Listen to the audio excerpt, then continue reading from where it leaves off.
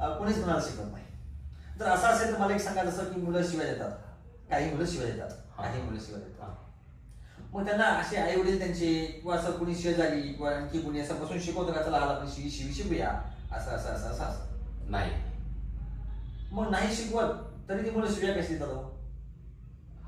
आहे ना प्रश्न? बरोबर. म्हणजे असं आहे की मुलं ऑब्झर्व करत असतात, ते निरीक्षण करत असतात आणि मग ते अनुकरण करत असतात.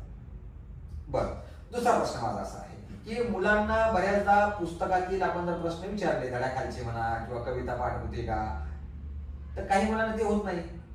आपण म्हणतो हा ढ आहे.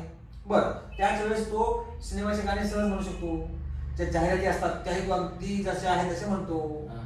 मग मला सांगा, याचा काय अर्थ आहे? त्याला जर जाणीवपूर्वक शिकवलं पुस्तकातलं ते नाही आलं, हे नाही शिकवलं हे आलं, म्हणजे असं आहे की